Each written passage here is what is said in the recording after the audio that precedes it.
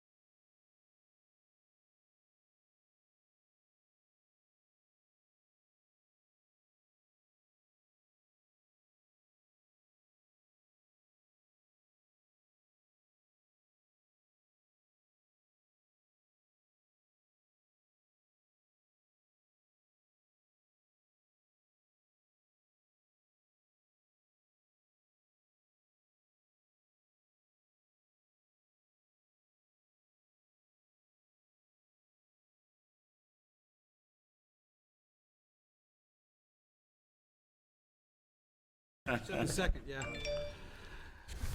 All right. Good evening, everyone. It is Thursday, June 27, 2019, like to call the Independent Sales Surtax Oversight Committee to order. Remind everyone to turn your cell phones to silent, please, and if you haven't already done so, please sign in. We'll start with a roll call. Fred Atkins. Here. Alyssa Brandon. Here. Joe Robbie. Here. Fred Campbell absent. Sandra Dowdy. Here. James Dozier. Here. Fred Elliott. Here. Randy Price. Chris, here. Chris, I'm sorry. It's all right. Take the E off. You never get it wrong. Chris Lopez. Joe Mazurkowitz. Here. Jim Nathan. Here. Dennis Perlman. Here. Michelle Perez Garcia. Here. I'm showing Rist and Salome out absent. Steve Shemp, I'm here. and Chris Samano. Here. So the only one who is not here yet, who hasn't been excused, is Mr. Lopez. Correct. And maybe he will join us yet. All right, first item on our agenda this evening is the approval of the prior meeting minutes. They were distributed to everyone ahead of time. Does anyone have any additions or corrections to the minutes as presented? Second. A motion by Mr. Caddy and a second by Mr. Dozier, General Dozier. Any discussion to the motion? Hearing none. All those in favor of the motion signify by saying aye. Aye. Opposed? Nay? Motion passes unanimously. Thank you. Next, we have public comment. This is an opportunity for members of the general public to address the ISSOC committee on any issues that the ISSOC committee has oversight of. Anyone wishing to address the committee this evening from the public, please approach the podium. Seeing no one, we will move to our next item on the agenda. We have a presentation from the external auditor. This is in response to questions that we raised at our last meeting. Would our funds be audited?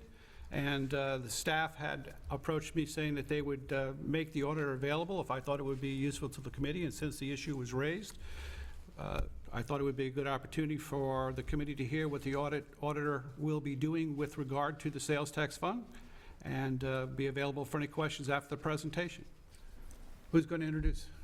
I will. Hi, I'm Amy Desamore, the Chief Financial Officer with the school district, and I'm really pleased to introduce Mr. Jeff Wolf.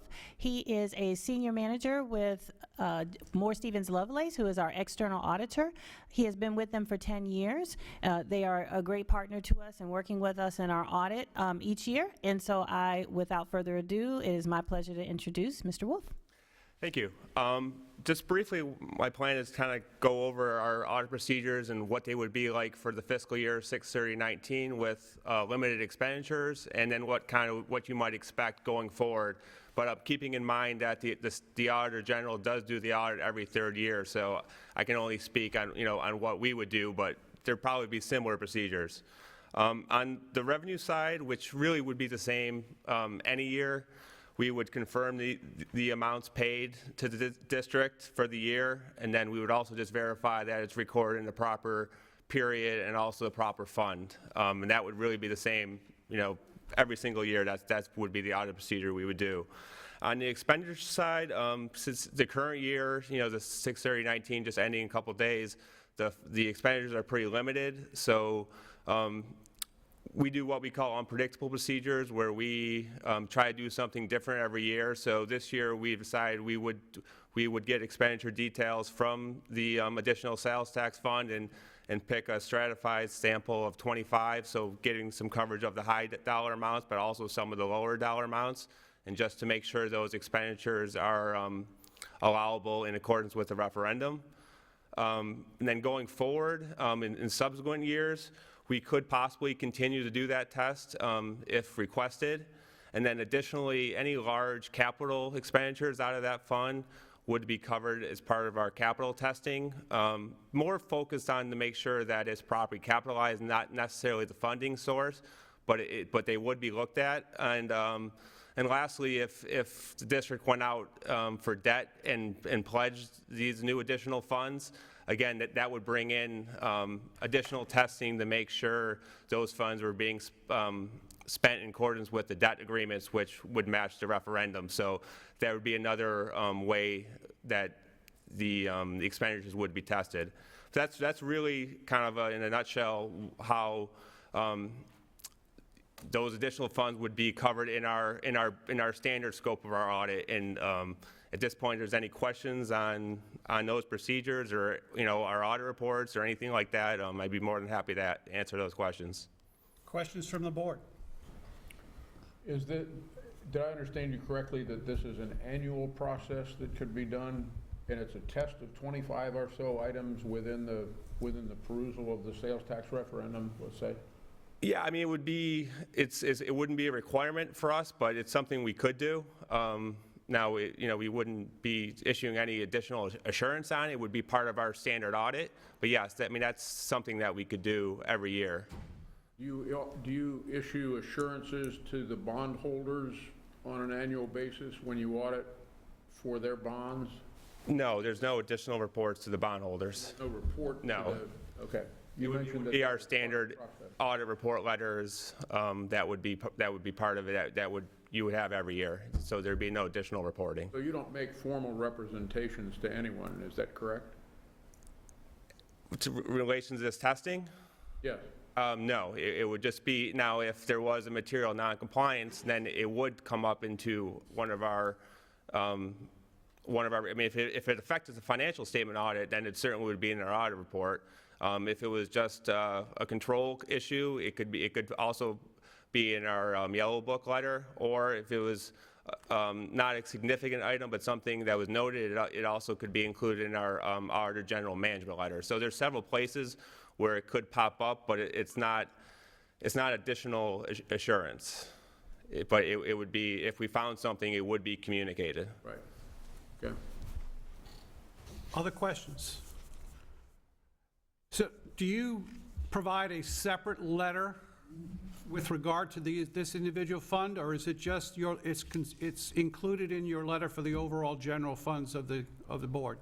It would be included in our overall letter, and it really depends on the year. Now, if it's a major fund, therefore it would get additional testing because we would be opining on that major fund. But if in a year it was not, it would then be part of our just our opinion on the rest of the fund. So it most likely, certainly in the early years, it's going to be a major fund, so we'll have an audit opinion. But that opinion is not necessarily for compliance. It's just that that fund is materially, fairly stated on a financial aspect. Steve? I'm not sure if this committee can require it, but I would think that we would want to request that the audit process that he described, that in the letters that are subsequently issued in the representations, that the sales tax that we're here to oversee and the program expenditures in regard to that are specifically addressed on an annual basis in that report, so that it's not left up to the auditor as to whether or not they wanted to make comment. I think they should be required to make comment, to report, because our job is to report to the voters that pass this, and I think it's important that since this vehicle exists, we should utilize that to report to the voters by their representation. Yeah, I would tend to agree. Just the size, the dollar amounts I would expect identified as a major fund, and as such, it would be called out each year anyway, correct? Yeah, it's a major fund. It would have its separate opinion on the financial side, not necessarily. It wouldn't have a separate compliance letter, though. It would just be, it would be identified. Our opinion states that the overall district, each major fund, has been audited and has an unmodified opinion. That's what it would be, that it's, materially correct. That's the same kind of opinion you release for every major fund in the school board, though? Correct. It wouldn't be something separate, but it would be every other major fund that's audited. I'm looking for specific mention of this particular fund. I'm trying to get... Not included in a general statement that would say, well, we're all in compliance. I'm looking for something that would be specific addressing this. That's not really in the scope of our audit.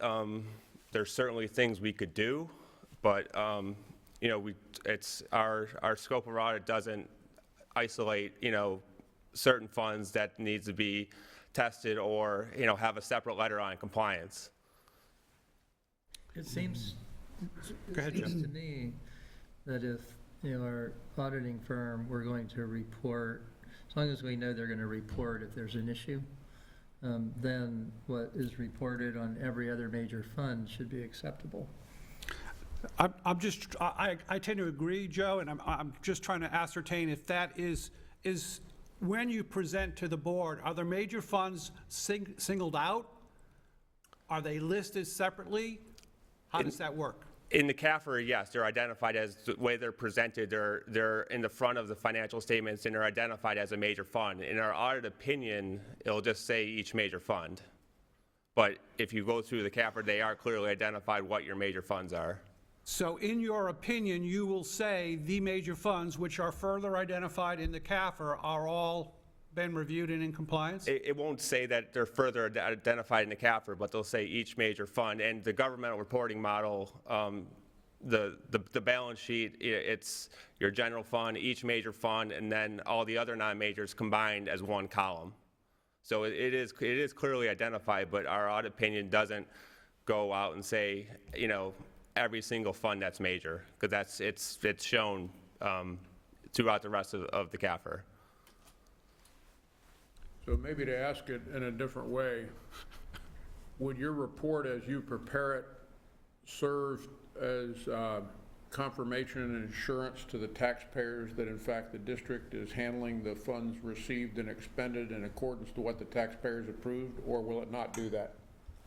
It won't give that detailed level of assurance. It's really that the fund is materially correct as presented in the CAFR. From an accounting perspective, Yes. not from a use perspective. Correct. Now, I mean, if there was something that, was not spent correctly and therefore that would make it, incorrect expenditure, that could possibly also be an accounting issue as well.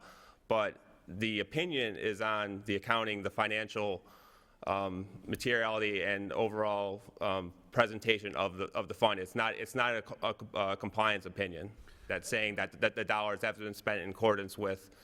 The only way you're going to get what you're looking for is to ask the auditing firm to increase the scope of the project, and then you're going to pay more. And it seems to me, that they're going to identify if there's a problem, and so why isn't that satisfactory enough?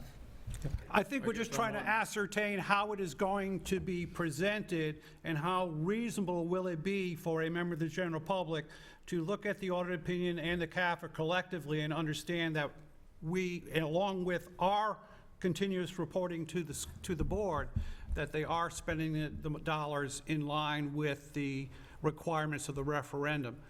Let me just ask another question, because if something is done outside of the authority of the referendum, that would be flagged as an exception, yes? Correct.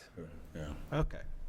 So I think, while it's not black and white all on one page, I think the collective documents have the comfort that we're looking for, along with our quarterly reports on the expenditures to the board. Joe, before I made that value judgment, I'd want to know how much more we'd have to pay to get to that level. Well, that's a question I think we could. Because I think that's, if that were a low dollar number, a reasonable dollar number, the taxpayer may very well say that that's a worthwhile expenditure. Yeah, If it's a and not very to high dollar challenge number, the- we may want to sit here and say, what we're hearing is good enough. But I'd like to make that decision in light of how much of the taxpayers' money are we going to spend in order to get to that level of review. Challenge that, but what makes this fund any different than any of the other major funds? It's all tax dollars. Yeah, so. Other than it was directly voted on specifically by the Lee County voters with a condition of projects associated with. That's probably, and the other general fund dollars that come into the school board are all completely under the authority of the school board under general laws, within general laws of Florida. I think that's the only inference I would take.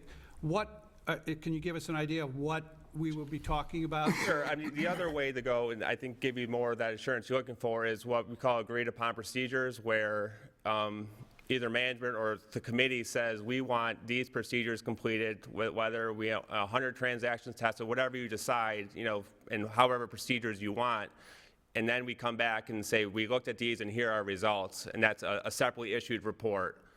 That's, like I said, it's not included in scope of audit, but if we're looking at just transaction testing, say 100 transactions out of the year, I don't think it'd be a significant cost. Ballpark, depending on the number of transactions, 5,000, to 15, depending on, the more you do, but we could certainly, give that information if you have an idea of what exactly you were looking for, but that would be a separate report. That's I think under this year, because the transactions are so limited within this fiscal year, there's no reason to address it this year. The 25 that you're looking at will be pretty much just about what was requested. As we go next year, we may want to look at and probably get some input from staff as to what would be a reasonable amount of review of expenditures, and then bring it back to this board, and then we would make the request through the school board to see if they're interested in expanding your scope of services. So, and you can respond that way next year ahead of time as to what that would add or not add to the total cost of the audit. sure. And actually, the state will be doing the audit next year, so that's something we could do anytime. So it would just be a separate engagement that we could do at your direction. As far as the fund, and I understand with the audit, you're going to review the funds and the transactions in the fund, and it's going to be listed separately within the audit. But as far as the agreed upon procedures is great, but for you guys that you want some kind of assurance, we might want to look at a review, but that's next year where you look at the actual transactions in the fund in itself, whether versus an agreed upon procedures, we're just looking at the transactions. So it's higher than an agreed upon procedure, but it's not as high as an audit. So something to really consider if you just want to review the fund itself more in depth. That's something we can certainly look at once this year's over. Right? Is that something you guys would? Well, a review doesn't really get into the transaction testing, though, which I think a review is just kind of compiling financial information, which to me, more the value is the testing of the transactions that they're being spent in accordance with the referendum, that's where the agreed upon procedures will get exactly that, where review is just going to be presenting financial information to you that you probably already know. And it's not going to have any, to me, higher level insurance than what agreed upon procedures would be, which will state we looked at 150 transactions, we found X amount of issues or no, there was no findings to report. Okay. I think we'll probably be better able to talk about this additional scope of services as we progress through this first couple quarters of next year, and then come back through and say, okay, where do we want to be? I think where we are right now for the limited number of expenditures this year is perfectly fine. I think we can, and we'll have a better handle as to what we need to see too, or what we may want to see as we see how these funds come in and out during the next year. Other questions or comments? Seeing none, thank you very much. We really appreciate your willingness to come and share with us. You're welcome. All right, next we have financial project review, and before we go to Dr. Amy to share these numbers with us, I want to recognize the effort of Mr. Schimpf in working with staff and the additional columns in the printout that wasn't there before. Mr. Schimpf, could you share with us your insight after talking to staff? Well, I met 2 times with staff, and they prepared sample spreadsheets. Our first meeting was basically some discussion of where we might go, and then the second meeting, we were looking at specific spreadsheets. And what we settled on is what has been furnished to you in advance of the meeting, this spreadsheet, that would basically carry the expenditures and the revenues on an annualized basis and give you an update as to where you are in the current year. In the context of those discussions, I went into it hoping that we could have and I'll just pick one, an individual major project or a series of smaller projects assembled together, where we could see the initial budgeted amount for the expenditure, we could see the expenses to date, and we could see the projected future expenses, those totaled together and then compared to budget. In our discussions, it became apparent, and I'll be very candid about this, that operating in the public sector, it's very difficult to get that level of information as we might enjoy in private enterprise, because unfortunately, much of it is subject to misinterpretation. When projections are made, assumptions happen too much in the public sector, and it's difficult to get staff people who are project managers to make anything other than very conservative projections, and they can't manage their business as well as we might be able to manage our businesses in the private sector. That being said, and I appreciate that, and I believe that to be the case, I was probably looking for something that's not going to happen. In light of that, the conclusion that we came to that we would have a spreadsheet like this that reports what has happened in the past as opposed to projecting the future. And when projects get active, and we really don't have a lot of active projects at this point, but as we get into the swing of things, the department heads of each of the expenditure areas would give a report on their area, a verbal report. This is how we're doing. I'll talk in terms of construction. You know, we have 6 projects ongoing. It looks like this is where we're headed on this one. We're projecting an underrun or an overrun compared to budget. And that would be a report given by the department head overseeing the expenditure as opposed to in a hard dollar spreadsheet. I believe that's the way to go. I think it will work best both for the needs of the committee, the staff, and the taxpayer, given the world that we're operating in. And we had some very candid discussions about it. It was not, this was not taken lightly by staff at all. It was really pretty well done. They did a good job. But this would be the hard copy, and then you would receive a verbal report at the meetings from the department heads as to how their areas were going. How often would this be done, Steve? Quarterly to us, and I would tell you that, you know, that's unlike the world that I lived in. I mean, we had weekly and monthly staff reports on major projects, but that's happening internally within the management of the district anyway, and it would be overkill to take it to this level here. There was another area that I wanted to mention to you. Steve, before you go to the next. Yep. So staying with that, I mean, when you say management, but there's also, the school district has a committee specific for finance oversight and a committee specific for facilities oversight. So I'm making an assumption that these things get run through those committees. They do, I assume they do, but our task is the operation to confirm to the taxpayer that in fact the funds are being expended in accordance with what they approved, not necessarily to say they're all being expended within or outside budget. That happens more at the level of those committees. Another area that we discussed that I was pleased with the end result was we went through the process of the receipt of an invoice. In my world, the cost coding of that invoice to a project and a fund, and then the identification of where funds would come to pay for it. And that process is well layered within the current administration and finance department as to how they're operating, so that I asked that they could give assurances, as well as the budget projection side, we could receive assurances from management that in fact all the dollar numbers that you're looking at have been, my words, placed in the proper bucket. And they were confident that they could do that. It goes without saying that given the number of invoices processed, that something could get through as a mistake, but it would not be material if it got through their controls. I was pretty comfortable that, you know, they have their act together in that regard. Thank you. Also, point of information, what is the dates of the year? Do they go from like Fiscal June, is June 30th. July 1st, or? June 30th, July 1st. Yeah, okay. So when we see this number here, this will be everything they've collected till till 4 more days.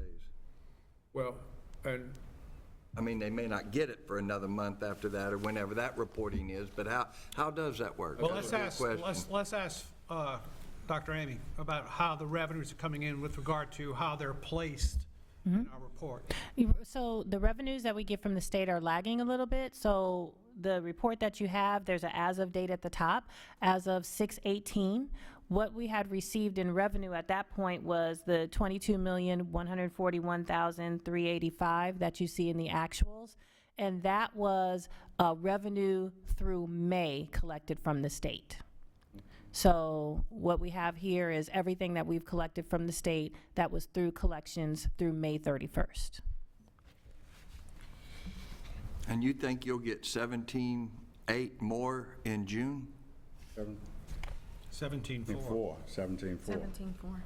Okay. Your actual, is it done on the accrual? Are you gonna accrue for the cash. June collection? So this is cash so far, This is but when you cash. close out the year, are you gonna accrue for what was due for the month of June? It'll be receivable. So that is, so we have collections through May. This was, what we're showing in here in the budget was our original projections of what we have projected that we would receive. Based on what we get within these next few months, we may be updating the budget based on what the actual collections are. But so far, the budget that you see here is what we had originally projected and what we'll continue to review until we have a few more months under our belt to be able to have some historical data to update budgets if need be. Until you have some history, you're not going to update any of your projections for revenue. Right, we felt we needed a little bit more history for that. Any questions going forward? Steve, thank you for that. I guess what I would suggest is that the committee approve the format of department head reports on their given areas of projects, plus assurances from management that the expenditures that have been paid for by sales tax revenues on a quarterly basis are in accordance with what was approved by the voters, and that be the reporting mechanism. Staff, are you aware of the request, and that is something that you're capable of doing? I'm sorry, I was having trouble hearing. Would you repeat that?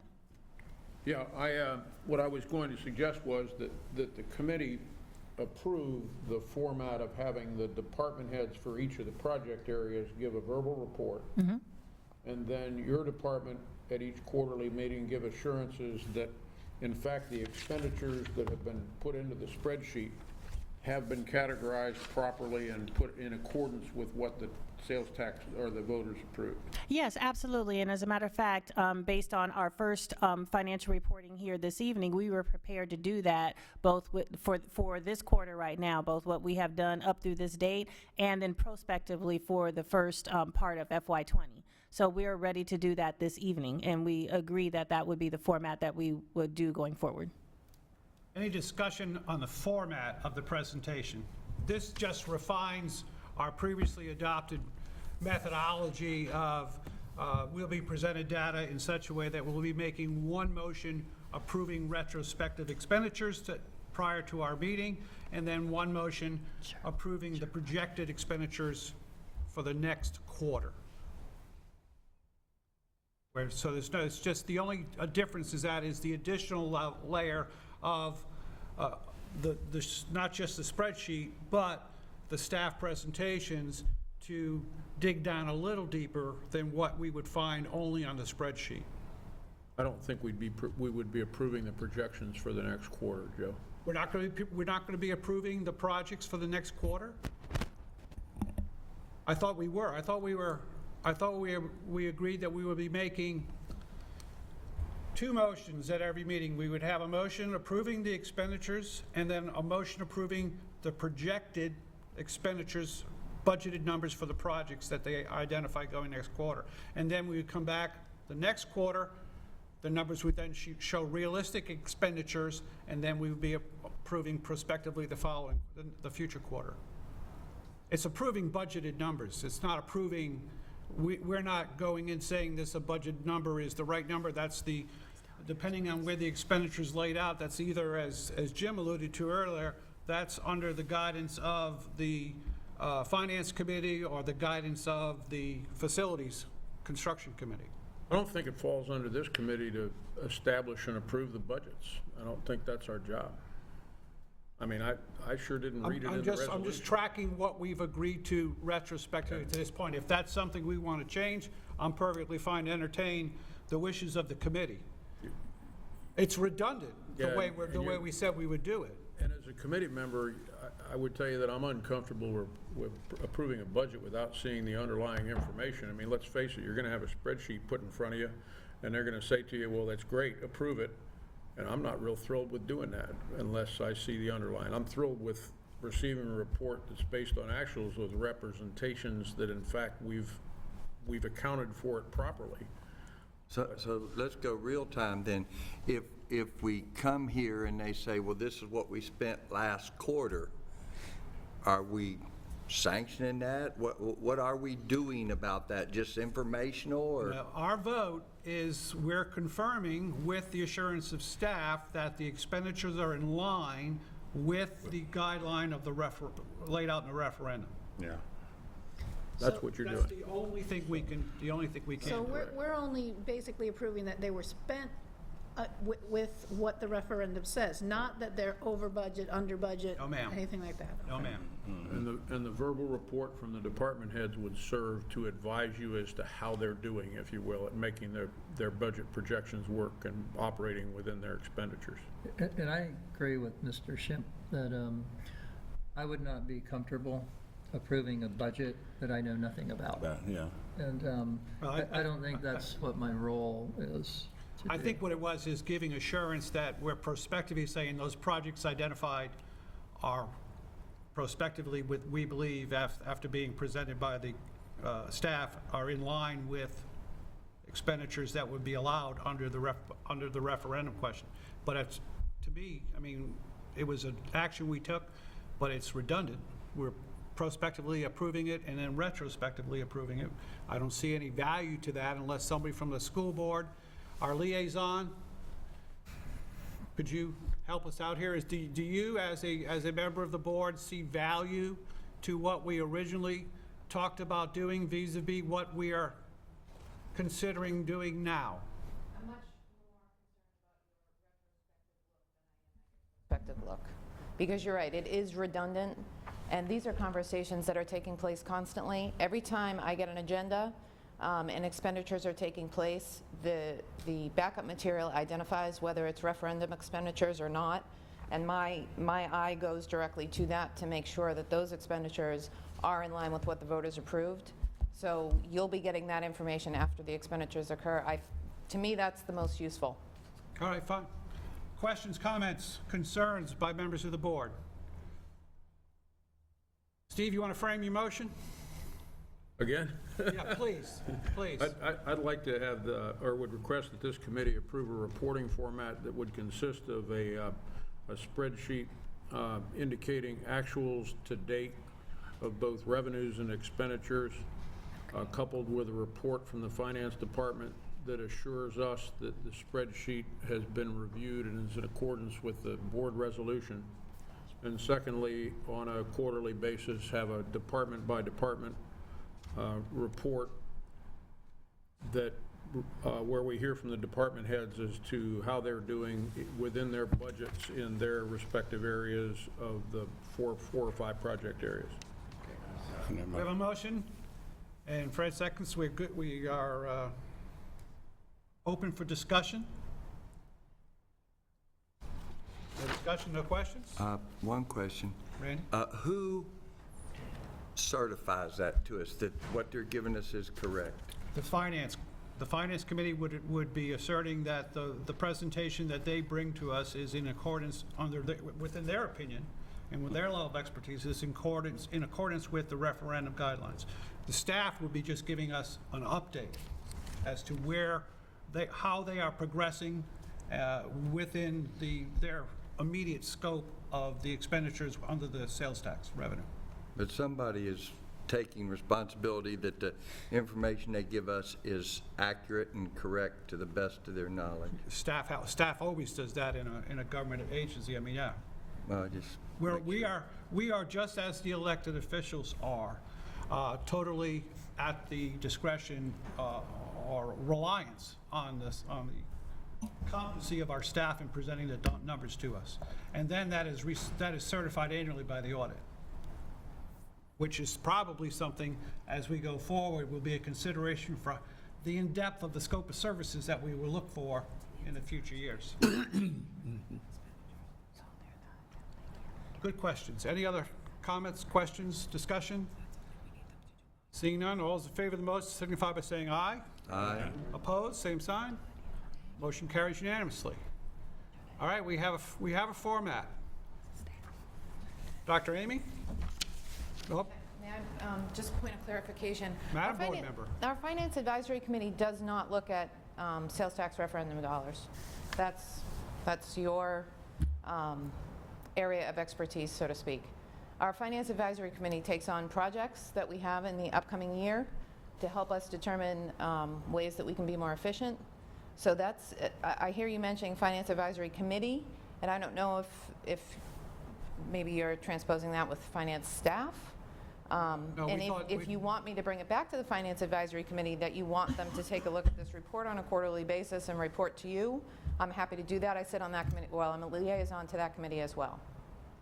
I would tell you that based on my discussions with staff, the reporting that we've picked up is sufficient, and we don't need to run it through another committee. I think that's fine. Good. I think that's That's fine. where I- Okay, thank you. Thank you for the clarification. All right, we have a format. Dr. Amy, take us through the first quarter revenues and expenditures, please. Great, will do. So you have your annual report here. We have the revenues and expenditures broken down by the 4 different categories of the referendum that you're very familiar with. You have the numbers here, but I'd like to invite up for me now members, first of our maintenance crew, who are going to add some more detail and color to the numbers in terms of the projects, how we're doing, what they mean, why they're important, and why we are choosing to fund them within the sales tax dollars that we have. So we'll go through each of the 4 categories. I'll start with our maintenance staff, and then we'll move on to safety, IT, and then construction. All right.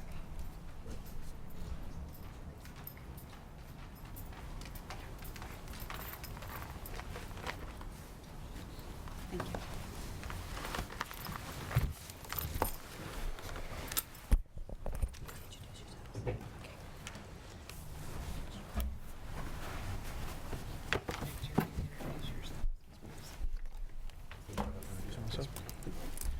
Good evening, committee. I'm Jimmy Falk, the Director of Maintenance. Good evening. I'm Barbara Cedino, Assistant Director for Maintenance Services. I'm Jimmy Thompson, Indoor Air Quality Supervisor. Jim Spurlock, Zone Services Manager. Great. Start? Yes. Okay. All right, so let me open up our slide.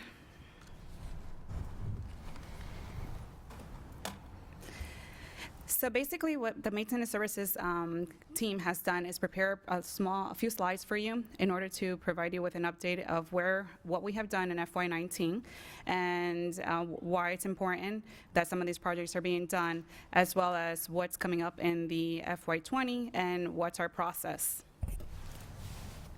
So the first slide is pretty much a description of our FY19 maintenance services project. As you can see, maintenance services is currently working on 26 total projects with the initial FY19 referendum dollars. The bulk of the dollars, almost about 50% of them, are attributed to safety-related projects, which involve single point of entry as well as security and emergency lighting. The remaining projects are in the areas of HVAC, clocks, intercom, and PA systems, fire alarm system upgrades, fire sprinkler major improvements, interior lighting, roofing, and window upgrades. The great thing about us being able to kick off these projects with FY19 is that these 26 projects are being done at 26 different sites. So concurrently, our overall project summary is 26 total projects, 8 are fully completed, 18 are still currently open, 17 open projects with target completion dates of August 9th, 19, which is right before school starts. And we will have one project, because of its scope of work and size, will carry us over into October 31st, 2019. So why are these FY19 and FY20 projects important? First of all, they're addressing security needs through single point of entry, parking lot lighting, and ADA code red locked projects. Number two, they're improving student and staff safety through our fire alarm and fire sprinkler system upgrades. Number three, they're ameliorating communication through intercom and PA system improvement projects. Number four, it's important to say that it's protecting students and staff through roofing and window upgrades, as well as through electrical panel and switchgear servicing projects. And fifth, better learning environments through lighting improvements and heating and ventilation system upgrades that will make the environments better for the learning environments. So here's just kind of a sample of what we've been working on. So here's a before, the top picture of our Buckingham Exceptional roof. As you can see from the top photo, those are the current conditions before we started this project. The roof is approximately 20 years old. There were leaks in multiple areas. The UV rating were compromised. The granules on the roof have pretty much reached their life expectancy. This is a built-up type of roof. And as you can see from the bottom, this is the current work that's being done at the moment at that facility. Second photo is our Lehigh Senior High School window upgrade project. As you can see in the top left corner, that's one of the frames at one of the locations within the campus. It's important to replace these windows because the current windows that are there, if we have to replace them, the existing frames will not be able to hold those windows in place. Secondly, these are not safety glass. Third of all, they're not hurricane impact. And with the new improvements or the new windows that we're actually installing, as you can see from the two bottom photos, these new windows have low E or low emissivity glass to reduce the amount of infrared and ultraviolet light that enters the space. Additionally, the frames are power coated and the screws are concealed to prevent rusting. Additionally, these windows actually have a drainage system, so when the window's actually sweating, there's actually they'll be able to drain and the water will be able to escape and not hold that water within the frame itself. The second window upgrades project that's being done is at Cypress Lake High School. These are all photographs of the work that's currently being done at the moment. With these windows, there was water intrusion. Again, they were not safety glass, and repair parts were discontinued. So it's very difficult at times to get access to these parts in order to be able to do repairs. These were also windows that were original with the campus, and the same type of window is also the same as the first project. They are hurricane impact glass with a low E, and as well, they have the drainage system, et cetera, as the first set of windows that we showed you before. This next slide is our project at North Fort Myers Academy of the Arts. It's an HVAC upgrade project. The air handlers are old, they're inefficient, they're unreliable, and they pretty much have reached their life. As you can see from the bottom left photo, the metal surface or the metal floor of this unit is actually corroded to the point where pieces are actually missing.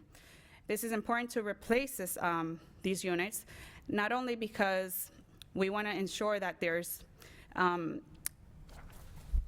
sorry, I'm a little nervous, I'm sorry.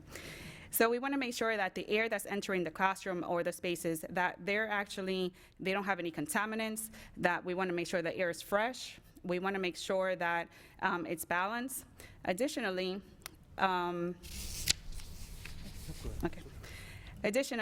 it's important that these structures are watertight and they're sealed so that when we have to do our AC, our AC filters, et cetera, they're not in the condition that these,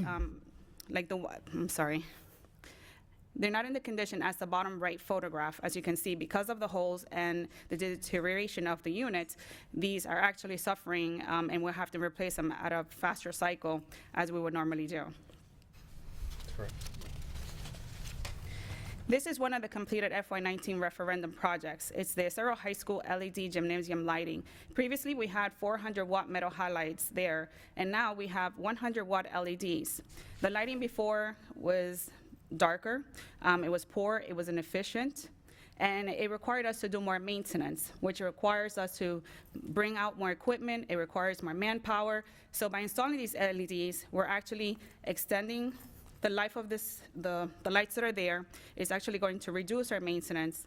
And additionally, the great thing about it is that it's aesthetically pleasing, it's brighter, and the schools don't have to wait that 15-minute wait time when you turn them off and turn them back on. So that's a great thing for the schools. The same type of project was done at Cape Coral High School, LED gymnasium project. And again, this was the same type of conversion. We went from 400-watt metal highlights to the 100 watts. Again, these units that were installed, they have a 5-year warranty. They're aesthetically pleasing, and they also have the same benefit of not having to wait that 15 minutes to have when the lights get turned on. The next slide, it talks about our FY20 maintenance services referendum projects. Concurrently on our schedule, we have 69 projects to take place at 64 district sites. The top graph, or the top chart, my apologies, they break down the core of maintenance-related projects. So for instance, we will have 2 air conditioning projects, we have 6 roofing projects, 12 building improvements, 2 window upgrades, and 13 electrical or lighting and replacement upgrades for the upcoming year. Additionally, we also had to separate out or include a chart for our ADA and safety improvement projects. Of those, we have 34 sites. The next thing I wanted to share with you is, so what does it mean when it's an ADA safety improvement project?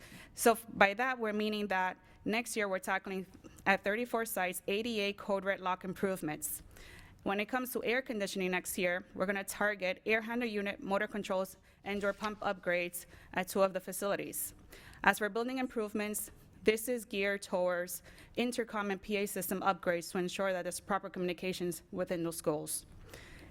Last, the electrical and lighting replacement upgrades includes the electrical and switchgear servicing projects. So all of those, as you can see on the bottom table, those projects that are separated and categorized, the right column will show you the total number of district sites that will have that type of project at that facility.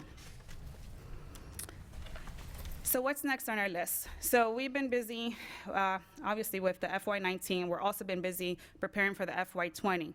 Some of the things that we've been doing to prepare for the upcoming year is we've been collaborating with the budget department to ensure that projects are on track. Additionally, we're working closely with procurement services to ensure that the bids, the ITNs, anything that's required to acquire services and materials, we're ensuring that those items are in place so that we can acquire those services and materials. Additionally, we've already begun the process of meeting with contractors and obtaining those estimates. So to better understand, are we on track? Are we over? Are we within budget? So that's helping us with our planning. Additionally, we're also working with our safety and security department. We want to make sure that these safety-related projects, that they're being prioritized by them so that we're on track and we're following protocol. Next, our team has actually been performing site visits. The ADA Code Red Lock projects will be a large project for us. So we've been visiting the sites, collecting door and respective lock details for those upcoming projects. We want to make sure that we have the proper counts, the proper equipment that's going to be needed so that when we place our order, everything's organized and on schedule. Last, we've also been internally cross-training different resources within our department that are going to be needed to support, assist with the planning, monitoring, tracking, and the reporting of our projects. One other thing that we brought with us today, just to kind of give you an example, we did bring some windows. If you guys would like to look at them. If you would like to look at them, just to kind of give you an idea of what that hurricane impact glass looks like versus the one that's actually existing and how it's thinner and it's not the best quality that we want to have in our schools. So we have those available for you. Okay, thank you. And to be About the presentation, Chris. First off, very nice presentation, and obviously those projects are well needed. The expenditures that we're looking at here under the 18-19 actuals are actual expenditures through when? 6/18? Yes, they're actual expenditures through 6/18. It looks like you did significant window upgrades, but under the windows line, nothing has been expended. Right. Under the air conditioning line, you've done extensive air conditioning, but very little has been expended. So, Yeah. what is that? I'm just Oh, agreeing. sorry. So Yes. why is that? Is it a timing of expenditure? It is, it's timing of expenditure, so all of those funds right now are encumbered, and as you heard, a lot of that work is going on.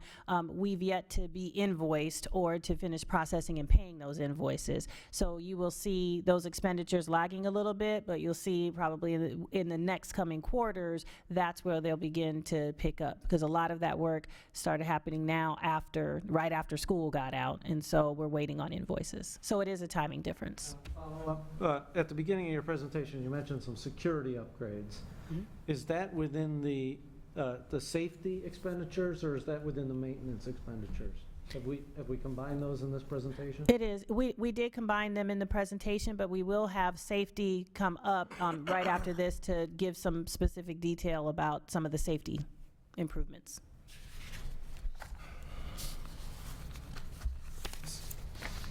Very good presentation. I don't know, is this or will this be available on the website for the public?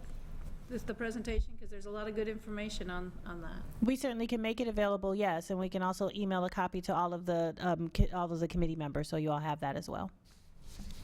Making it available on a website, even prior to the meeting, I understand there's a time lag there, when you're trying to get us the most recent and available data, would be extremely helpful for everyone seeing it before they come here and seeing it for the first time. Yes. And would also enable your presentation to be that much more streamlined. You wouldn't have to read, the PowerPoint pages, slide by slide. Yes, sir. Yes, sir. And if maybe we could, at the time of the presentation, fix it so we don't have to crane our necks to We are, see it. General, we are still trying to establish what's the best setup for how they can see us and we can see what we need to see. And clearly, we're still working on that. We're going to try to make it better. Jim? The website would help. Yes. I just reinforcing what Joe said just before about the getting the material, but the pictures tell a million words. And I know these are projects that you've known for a long time needed to be done, but the question was, how are you going to pay for it? So it's great, and being able to have those pictures on the website can be really helpful, because they show people that this isn't just frivolous at all. Could I reiterate something, Sure. Mr. Chairman?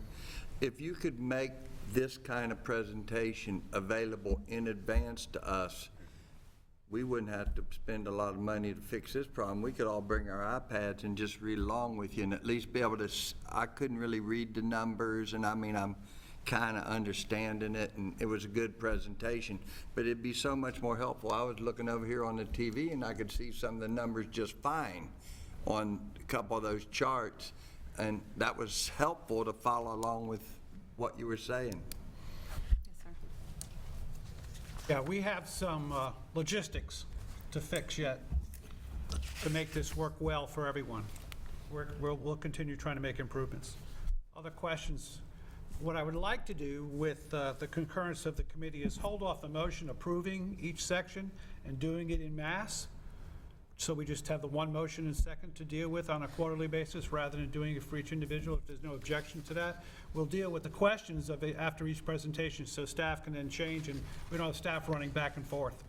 But without objection, if that's agreed to, Steve? I have one question. Have the projects that you've taken on in this fiscal year, are they coming within the anticipated expenditures that you thought you were going to have to spend to get them done? Yes, sir. Yes, sir. Okay. That's the key question for this committee, Yes, sir. of you folks when you're here. Yes, sir. I mean, in aggregate, is it working? And It I is. think that's the key question that the taxpayer would have as well. Yes, sir. Okay. All right, very good. Thank you very much. Thank you. Thank you for your time. Given that, I guess we'll move on to the next section, which is the safety improvements. I'm going to turn and look at this one this time, just to balance out the cricket. And you are. I can't look to the left, so we want to remodel the board seating. What we need to do is get this TV put up on the railing, Yeah, on the so railing, you so folks to can see see the it. TV. Yeah. I don't know what that does to their camera system, though. But Take Shim out of the picture. No. Shimp's on the cameras from back this way. So yes, so that would probably help, so. Ready? Good evening, members of the committee. My name's Rick Parfit. I'm the Director of Safety and Security here for the school district. My name is Dwayne Alton. I'm the Executive Director for Infrastructure Services, so look at us as the IT people. And we're going to sort of present together because a lot of the safety upgrades kind of cross over between our two areas. As Dwayne said, you can see from the earlier presentation and what will happen here is these folks do all the work and I get to take the credit for it. So the first issue is the access control, which is the selective restriction of access to our schools. These are not only concerns for safety and security, but they've been areas that have been identified as best practices, Marjorie Stoneman Douglas Commission and things like that.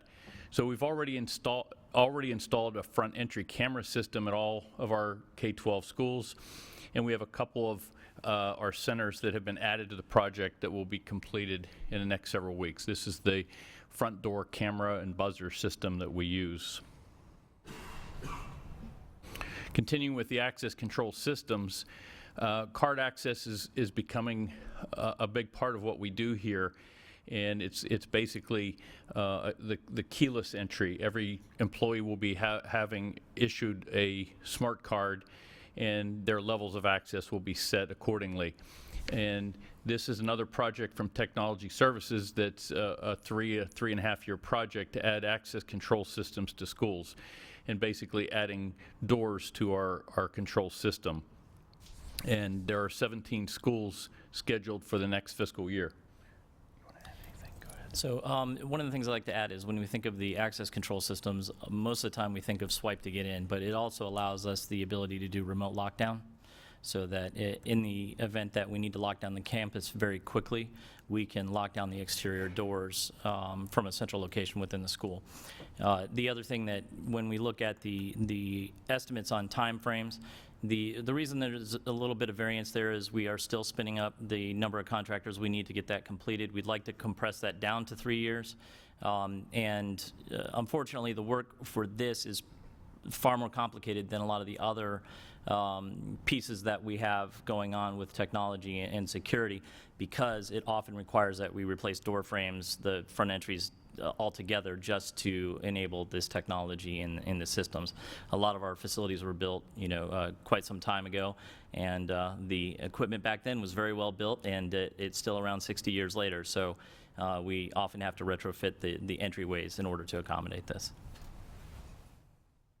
Yeah, I was pretty impressed. You're changing the windows at Cypress Lake. I graduated the year that was built. We're just getting to the doors there. I built the building in that picture. I'm feeling bad.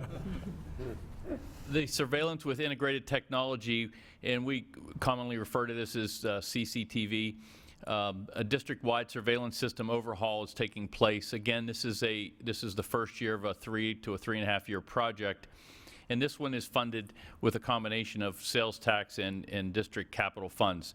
This project has been going on, as I said, before the sales tax initiative, so these kinds of security measures were already in place. Right now, there have been 8 schools completed this summer, and approximately 30 will be completed the next fiscal year. Okay, and when we're talking about the number of schools being completed this summer, that's in addition to what we have completed with other funding sources. So what you see here, it may look incomplete. That's because we began these projects with other funding sources and now are just bringing in those projects. You'll also notice, just like some of the other projects, that you don't see a lot of expenditures there because our expensing out tends to lag about 60 days behind the completion of the work once we get the invoicing from the vendors and all that. So you'll see in a lot of these areas, you don't see a lot, what doesn't look like a lot of action going on the spreadsheets, but you'll get that caught up in the next quarter once those expenditures hit. Single point of entry, another topic of concern of physical and technology. And just to explain it a little bit so folks don't have any misunderstanding, it's the access control that requires entry into a building or a school to be regulated. So the single point of entry allows this type of monitoring.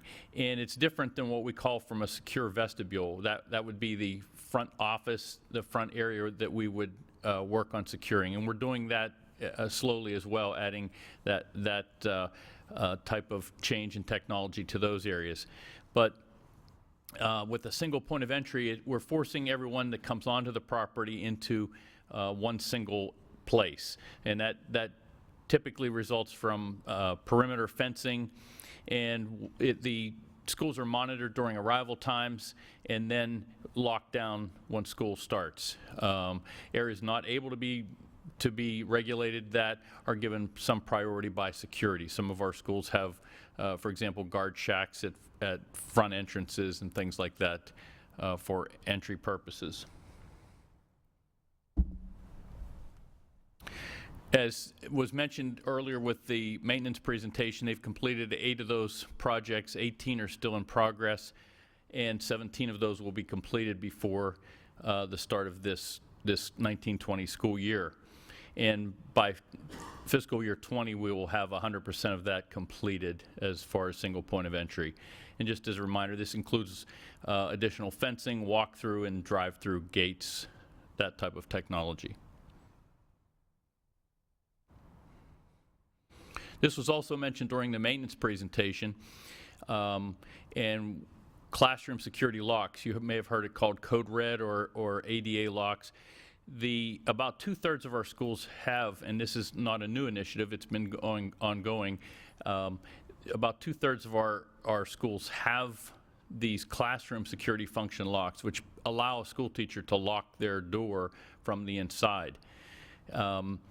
In fiscal year 20, the maintenance will complete the remaining 34 schools that have that. We've changed that technology somewhat, that we're not using the same type of lock. We've actually are going to be using a more secure lock.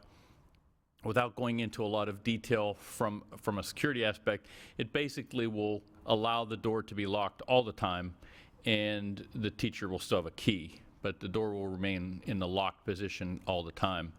And then part of that ongoing project will include retrofitting the current locks to this improved standard, and they can do that with the existing locks with little retrofitting. This is the last area we have, the emergency medical services, law enforcement, radio amplification, sometimes referred to as BDAs or the biodirectional amplifiers, boost the signal in our buildings. This is not just a common problem for schools, but it's a common problem in a lot of buildings.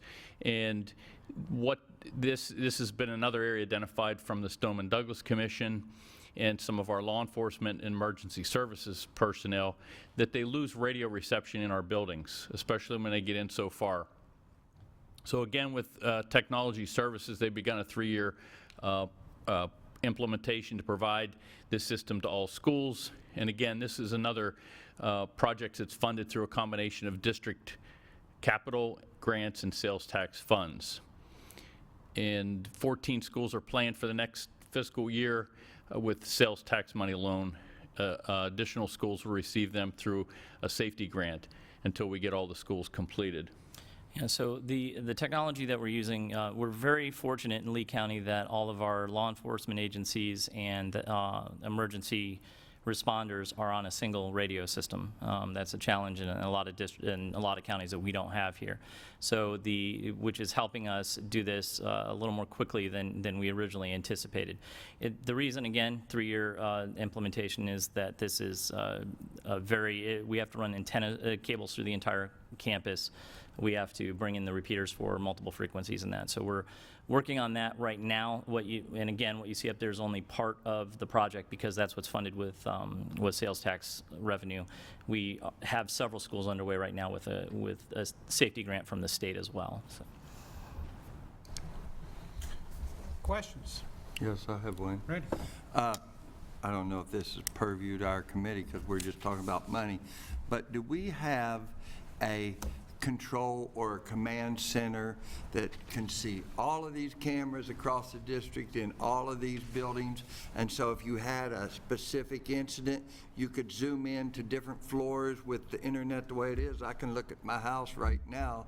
Can you guys do that to help, like the Stoneman Douglas thing was, they didn't know what was going on or whatever? If you could zoom in and see that corridor, is this part of our capability? So I want to, you'll notice that we tend to be very vague in when we talk about exactly what technologies we're using, and that's intentional because we don't want to share necessarily in a public meeting the capabilities.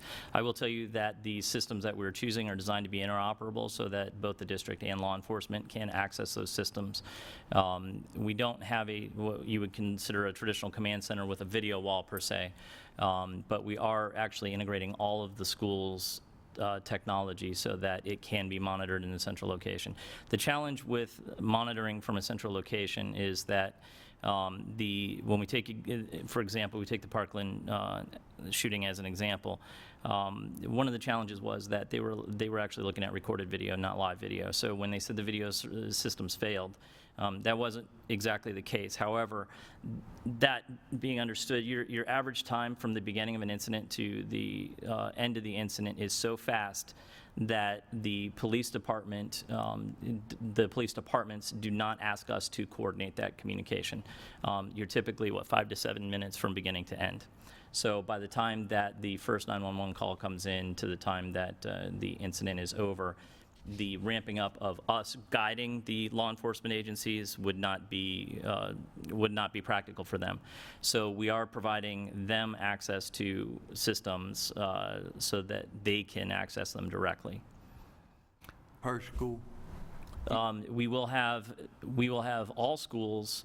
They will be able to access by the end of this next fiscal year, even before all of the upgrades are complete, because we've prioritized integrating all the systems into one. So that would be everything in not just schools, but administrative facilities as well. So. The school resource officers at each school also have access to those cameras at those schools. Questions? Other questions?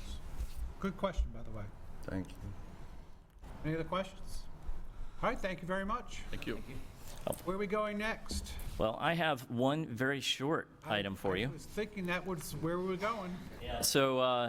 So again, you'll see not a lot of action yet in the technology expenditures, and so what I want to share with you is when we talk about the audiovisual classroom AV systems that we will be upgrading. Some of that work is started already, but again, it's not showing in the expenditures, and that will be continuing it's basically our redesign will continue over a 5-year period, and then we'll go into a maintenance tail and still be using sales tax money to support those systems. But to give you the description of the project, if you've been in our classrooms, you notice we have smart boards and projection systems, audio enhancement systems, and that. For the teachers, they are still most of them are still staring at the same smart board that we installed probably 10 years ago. And so the technology's moved on a bit, and we are in the process of working with our academic services folks to define what the next package will look like. And that will be this coming fiscal year. We have a small portion of that. We're implementing new broadcast systems in the schools so that they can record and broadcast events from anywhere in the classrooms and so forth.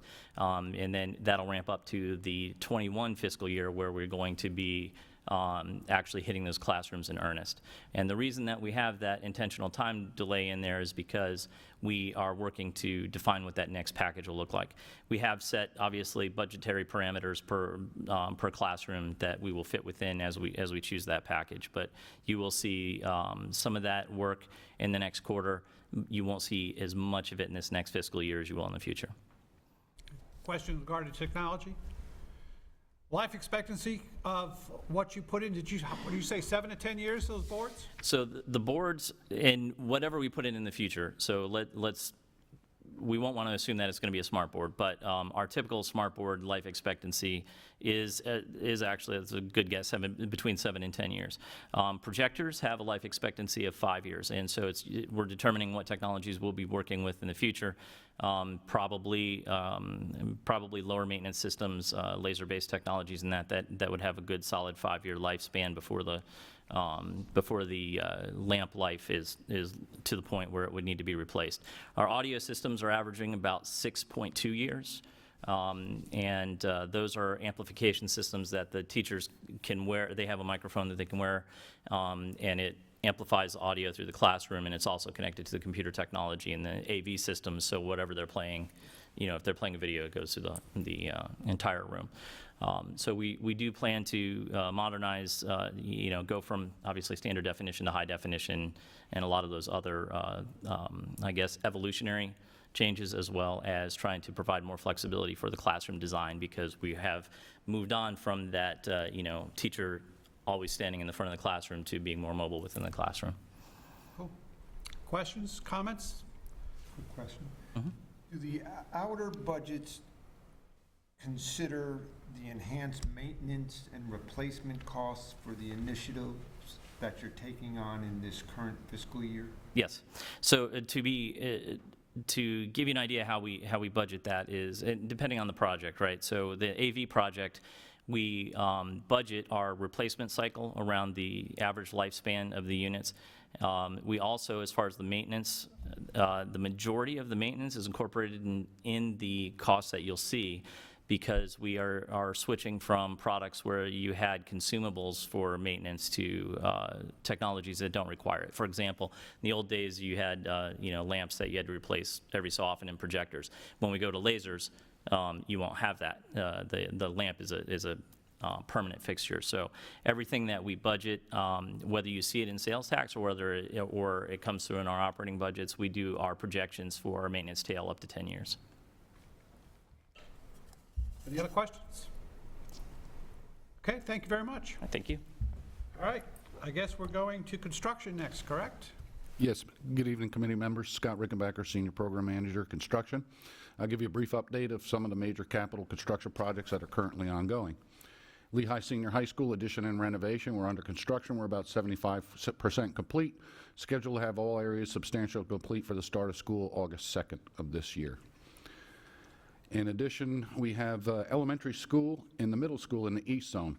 Currently, the elementary school, we're waiting to prepare a spot survey to get approved by the state for permission to build those seats.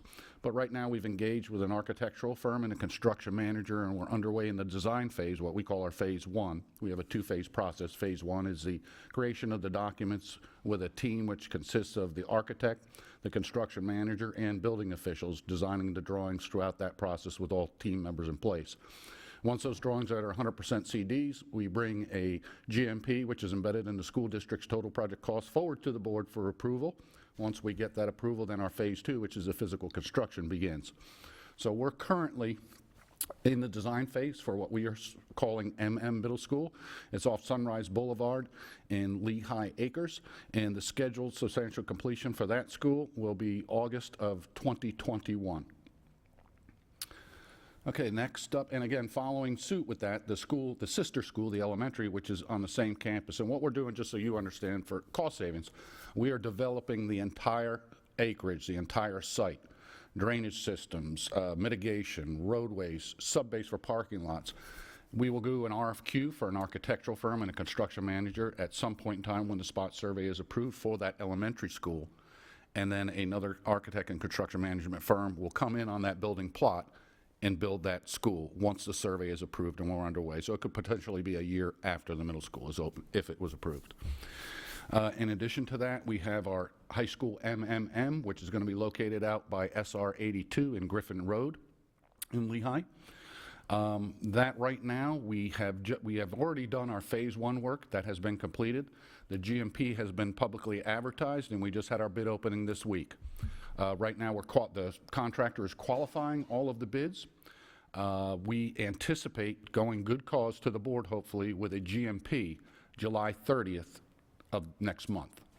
Assuming the board approves our total project cost with the embedded GMP, We will move forward with Phase 2, which is an amendment to the construction manager's contract, and hopefully begin first shovel in the ground second week of August. Again, that school is, stay with me here, a little confusing. We are opening the freshman class in August of 2020 in Portables, which will be located behind Lehigh Senior High School. So a freshman class will start there. The following year, August of 2021, the actual hard building will open up, and that will complete that project. We just brought forward the other two schools you see on this, are Franklin Park Elementary School and Cypress Lake. They're what we call our Castaldi tear down and rebuild schools. The board at the 25th meeting just passed had approved those reports that were created by RG Architects to go forward to the state requesting their permission to do a full tear down and a rebuild of those campuses. That could take some substantial time, sometimes 6 months to even a year, but we're going to be pushing and hopefully explain to them the need to get those schools done so we can mitigate having to put good money towards bad, i.e. air conditioning systems, roofing leaks, and so forth. And that is all the work. Oh, and last but not least, you've probably heard that we've purchased in the South Zone some acreage behind Estero High School, and the plan there is we have a 2,300 student seat capacity need that we're going to need in year 22.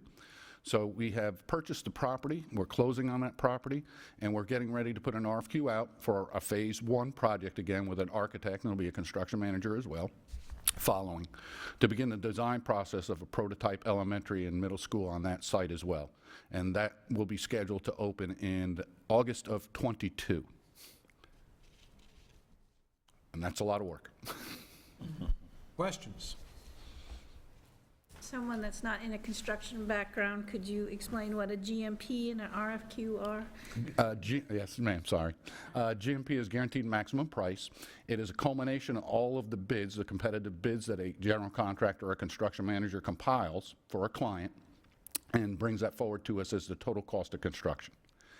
The total project cost is my entire cost that I get the school board to approve. It's FF&E, meaning furniture, fixtures, IT, infrastructure, mitigation, all those ancillary things in addition to the GMP that is provided by a construction manager. And then what was the other one? Is it with RFQ? Request for qualifications. What we do is we have to publicly advertise our bids for a certain number of weeks. I believe it's three consecutive ads rather. And it invites the design community, the construction management community companies to come in and apply to get engaged in our work. And it basically, they then present, they decide to bid, they create books, the books get scored, a committee will score them, we shortlist, we invite them back for formal presentations, and again, it goes down to a listing that the board will then approve that ranking. And then we negotiate and obviously try to enter contract, but request for qualifications. Thank you. Yes, Chris. Sir, you mentioned the elementary and middle school on the South District, which I assume are the two listed on this. That's correct. But you reference opening them by 2022. That is correct. So then the projections would need to move these construction funds up in our projections here? Because they're not budgeted until 2023 for... Yes, it would. We would need to move them up. We've been fluctuating a little bit with our schedule, so we would need to move some of that up, given that we are now looking at opening those in August of 22. That's right. Just check. Did I hear you say correctly that the Lehigh Senior Edition was 75% complete? 75% complete at this time. Well, if you were to go out to that site... Only spent $8,000. Again, we bill on the 25th of every month. Okay, so right now, my annual monthly pay apps right now, I'm at about 75% complete. But you also started that with other than sales tax revenue. That is correct. That's what's going on. Yes, I was going to say, yeah, we had that began before, we had word of the sales tax revenue, and that would be one of those projects that we are anticipating taking out some kind of debt service for. So the expenses that you would see for that project then would be moved into the debt service payments of those using our sales tax revenue. And then are all of the sales tax dollars that are collected, are those held in a restricted sales tax dollar account? Yes, in its own restricted fund, that's right. Okay. Steve? Am I correct that the middle school MM and the high school triple M are two projects that are entirely funded with sales tax revenue dollars, right? I'll defer to finance. Yes, they are entirely funded with sales tax revenue. As a mix and match from other funding sources, we might have to call maintenance here. From other funding sources, so it's been funded from others, but those two projects will be entirely from this pot of funds, if you will. It will, yes, that's right.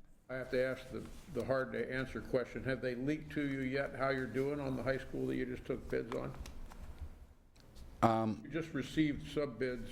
Yeah, we're actually on the project.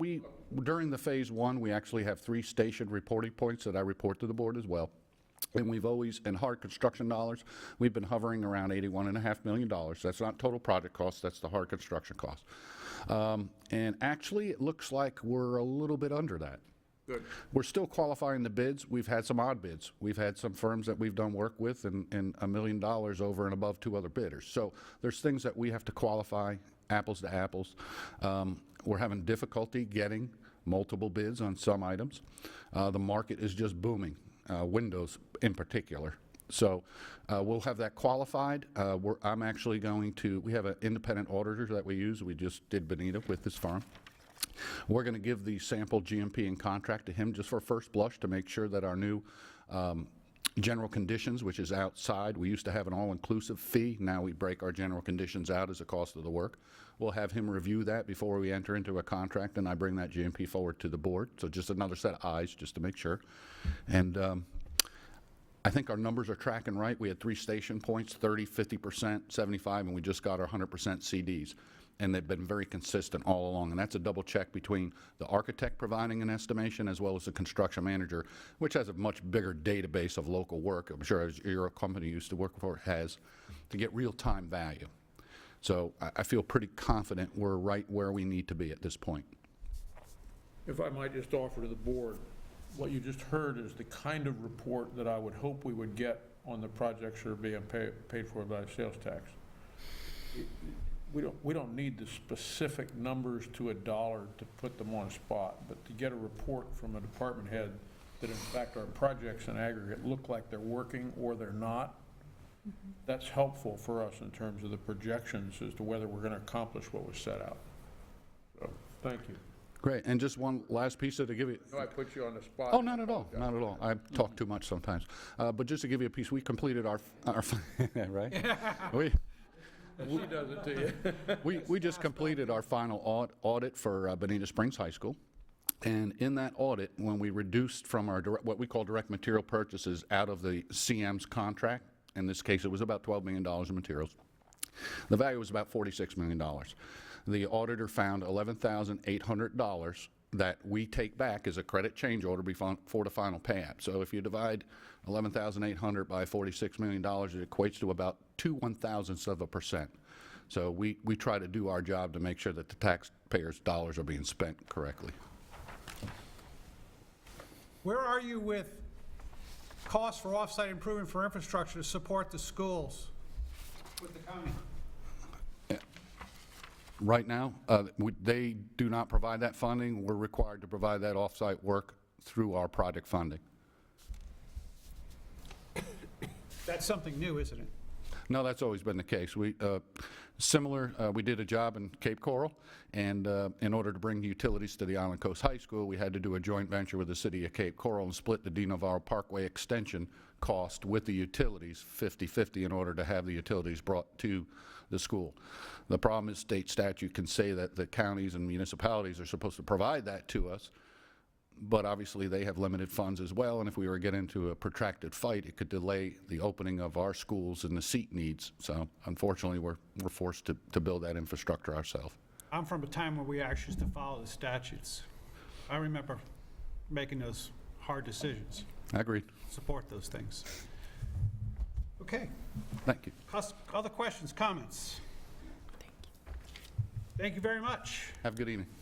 At this time, since we now have had the presentation with regard to the actuals for the 18-19 as presented in our spreadsheet, I think it would be appropriate to, the chair would accept the motion to approve the 18-19 actuals as of 6/18/2019. So moved. Second. We got plenty of money. Yeah, I have a choice. I think we're going to go, Dennis made the motion, Joe made the second. Discussion. Hearing none. All those in favor signify by saying aye. Aye. Opposed? Motion carries.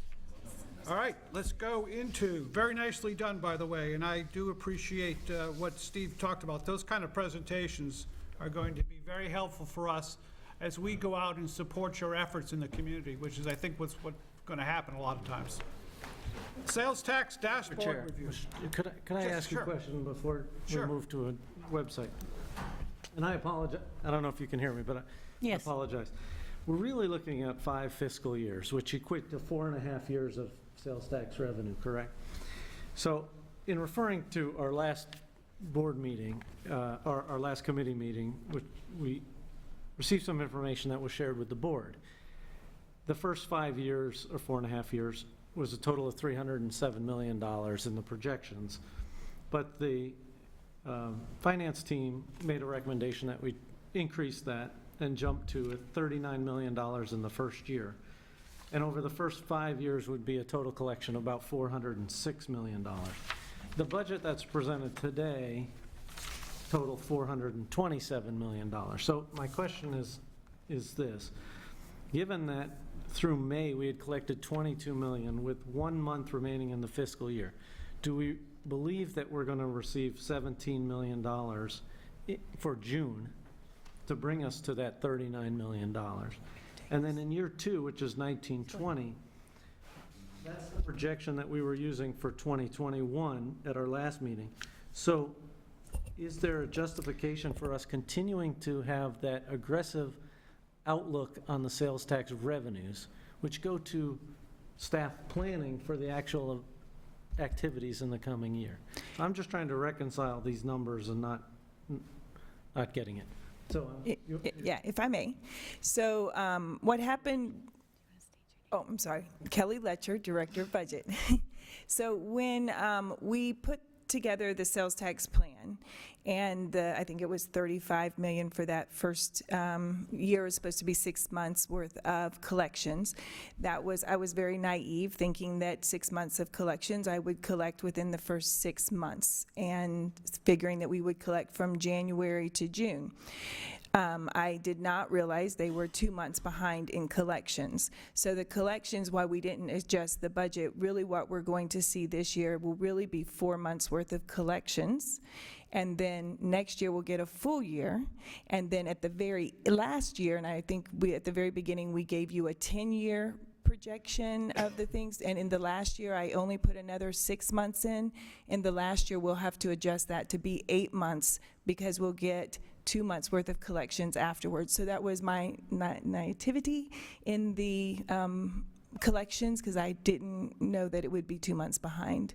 All learning on this thing. Well, but that, just let me clarify. So that explains the timing issue for the first year. Do you think that your number will be more reflective when you have a full year of collections? I do believe that in the years out, the amount is the same.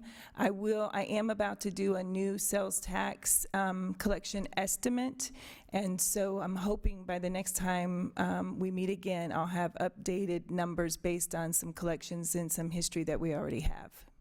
Yeah, that was going to be my question. I would think by our next meeting that you'll have enough information that you could present this spreadsheet with it pretty well locked in. Is that correct, Amy? Yes, that is my hope. The $105 million bond issue was the other minor thing that moved from fiscal year 1920 to the next year. It's only $105 million that moved, and that happened just because the timing wasn't known when those spreadsheets were developed.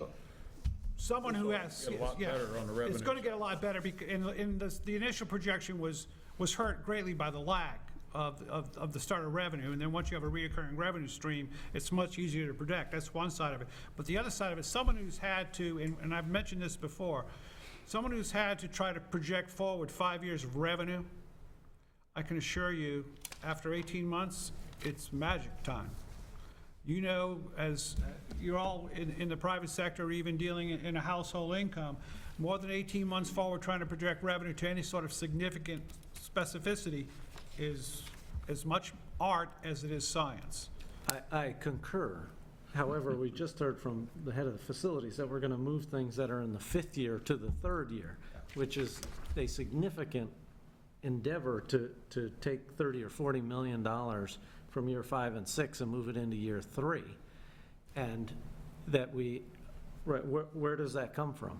Well, I would say, and this is just my guess, and I'm not going to, really, just look at the cash carry forward from the projects.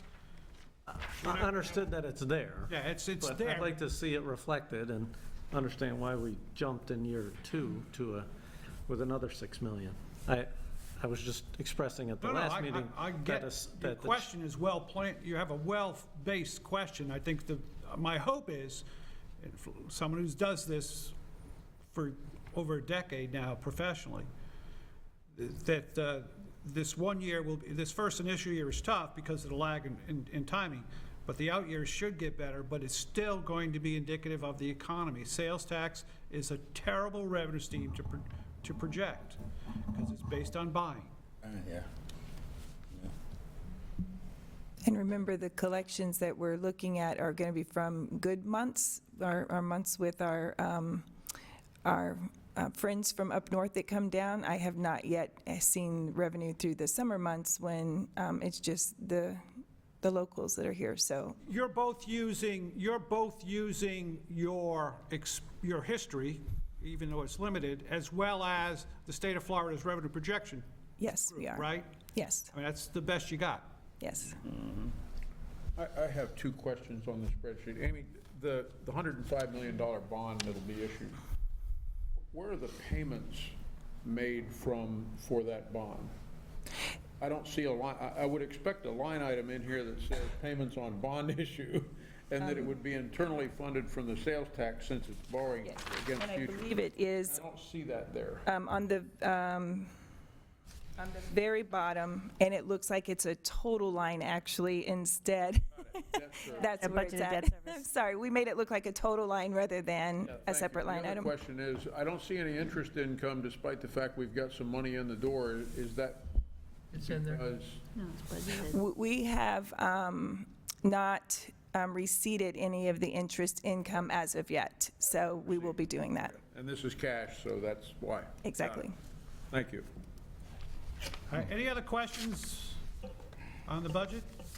And Chris, that's very important stuff that we need to get a handle on, and my hope is as we go forward, it is going to be more consistent and the numbers won't bounce around as much. My intention is not to have us overly optimistic on the numbers, then communicating that we're going to complete projects that we aren't able to complete if the revenues don't show up. We Well- jumped by 300 million in our last meeting, I know. so we continue to jump higher. That's why I don't like to talk more than 18 months. Those big numbers are scary because people start, hence, matter of fact, it goes all the way back to what Steve talked about, is when you start putting things in writing and presenting them on websites, people start taking those things as real. And that's when you can get in trouble. So, well taken. Mr. Chairman? Yes, sir. This is crazy. I hope you can have a quorum. I'm leaving early in the morning, and Joe and I made an 8 o'clock commitment tonight, thinking this would be over at 7:30, and the other Joe. So I apologize. We're about there. I apologize. Guys just need I to know you drive got the fast. dashboard and. We have no more votes scheduled for tonight's meeting, so we're good. Okay, all right. Thank you. I'm sorry. No, I Next time- appreciate it. Next time We'll allocate more time. Thank you, gentlemen. All right, let's go to the sales tax dashboard review. Okay, good evening. My name is Sarah Cox. I'm a coordinator in the budget department. I'll try to make this quick for the sake of time. We just wanted to give you a quick refresher of our sales tax dashboard. This is found on our website, www.leeschools.net. And straight from the main page, you can just scroll down and click on the link to the sales tax dashboard. This will take you to the main overview page where you can see our projected revenue as well as actuals as it's recorded and our planned projects. And this information should, for the most part, align with the financial statements you're receiving each quarter. And I say should because as we've iterated, there are some timing differences, and we'll give you a specific instance of that. If you scroll down, this also aligns with how your financial statement is prepared. So you'll see the various areas: construction, maintenance, safety. You can initially click on one of the areas. So if we click on HVAC, and we're working on this issue, if you scroll up, you'll see the locations, and then if there's a future allocation for the projects that are receiving these upgrades. You can also toggle to individual schools. You can toggle to them from this page, and it'll take you to that schools page, and you can see the various upgrades going on at the location. You can also toggle to them from this header at the top. It's broken out by section. But if we go back to the overview page, I just want to show you the instance of where there may be some discrepancies from the report that you have to the dashboard. For example, high school MMM. On your report, you'll have $405,000 worth of expenditures, whereas we just had a payment this past week, and the expenses are now $795,000. So we hope that you guys are using this tool, sharing it with your family, friends, colleagues, and it's a really good tool for you guys kind of to stay up to date in between our meetings. Are there any questions? I have one. Sure. I haven't seen the website, but it looks like it's very nice. Do we have a list starting from today of completed projects so that we can say in 2019 we did this, and that, it added to this much money? As we go down, we show that in 3 years we have already spent $418 million to the good of the board or the district, and keep accumulating that so that we can point just direct evidence of what this is doing for us. You want to take that one? Yes, so you are asking for kind of the cumulative totals of everything that we've done so far posted onto this website? Just a history and then the amount. So yes, I think that we can do that. So we have, this is kind of a real-time picture for everybody, so they can see which projects are going on at any given point in time and how much has happened so far. Then maybe we can have another tab that shows in retrospect, so after this fiscal year, FY19, and they can go in and see all the projects that happened in any one given year. So we can definitely work on that view. The benefit, the total, the benefit of what we're doing here. Yes, so we can work on that view, absolutely. Thank you.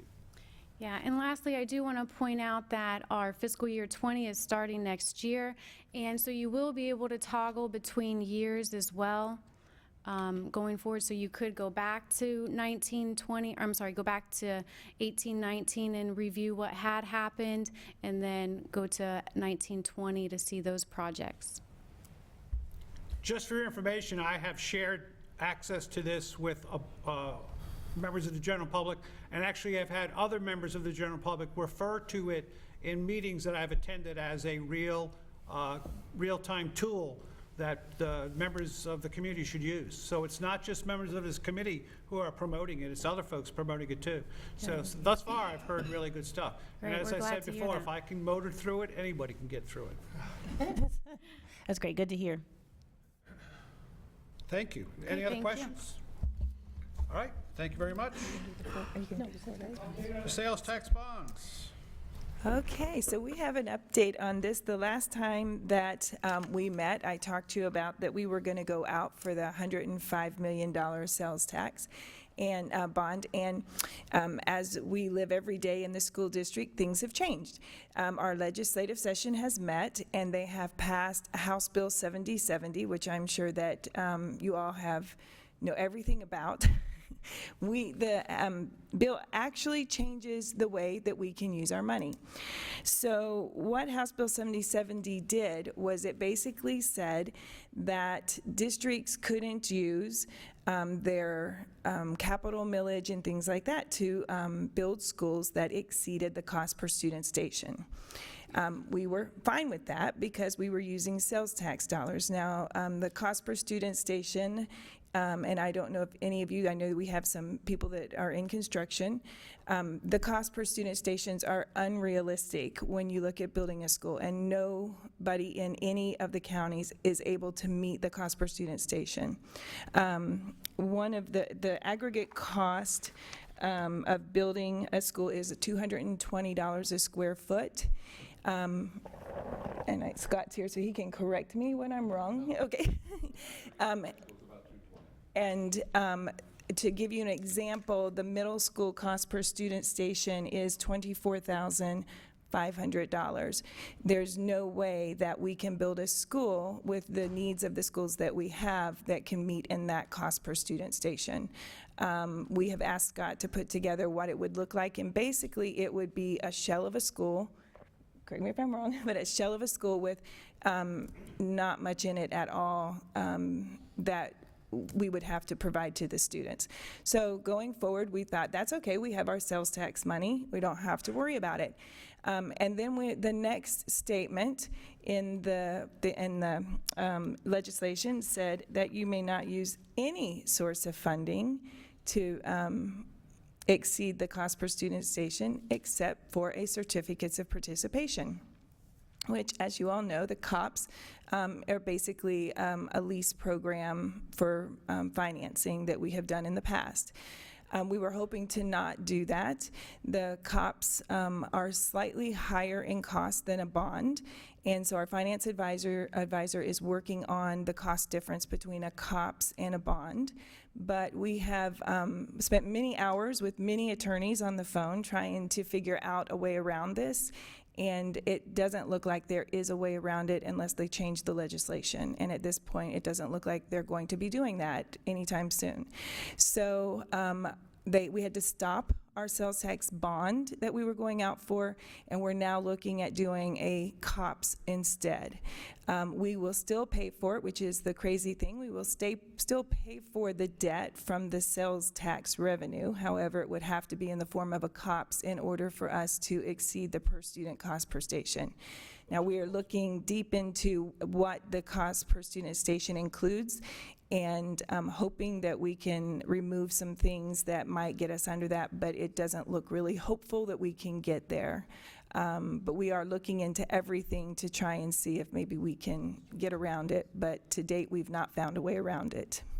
So I just wanted to give you the update that it does look like that we will need to go out for a COPS instead of a sales tax bond. What's your projection going forward with the likelihood of changing the statutes to take sales tax out of the restricted revenue streams? I'm not really sure. It's really weird they did it because they started the one paragraph that was specific that you couldn't use capital outlay millage dollars. Then they talked about the COPS being the only way you could exceed it, and then the next statement was, oh, and you can't use any other source of funding local either.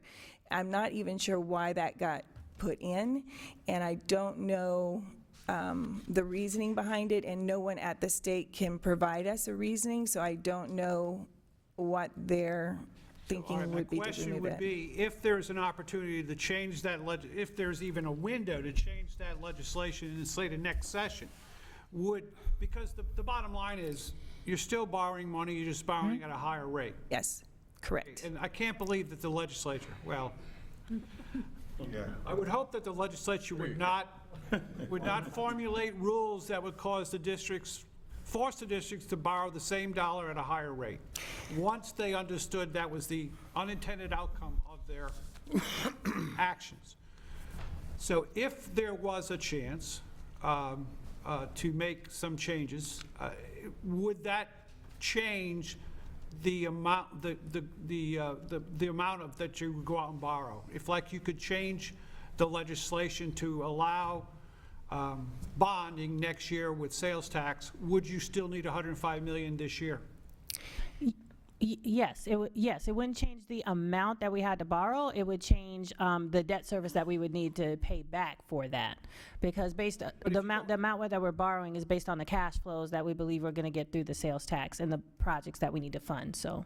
What I'm saying is, if you go out and if you go for $105 million of COPS, you could refinance with bonds. Yes. You could refinance COPS with bonds if they change the statute? Yes, potentially, yes. Mm-hmm. Someone needs to look at that, because there are actually some people that I think we could talk to in leadership. They live in our backyard. Okay, good. And then also we can structure that, that bonding or that COP for as short or as long as a duration as we feel is good. No penalty for refinancing within a year. No penalty for financing or no penalty for early repayment. So we have to make sure that we be careful in how we structure that, because we certainly don't want to structure it any longer. I can't believe we can't make that case to the legislature. Steve? I assume this is a problem for every school district that has, across the state, right? Every school district is having this problem, and those that are not lucky enough to have our sales tax can't exceed it at all. So some other people are having even bigger issues than we are right now. They're really, instead of building, they're looking at renovating schools and trying to find space within schools because they can't build new ones anymore. I gotta believe this. I gotta believe that this is a statewide issue when they made that limitation, especially when it concerns me when nobody within the staff can tell you why that language exists.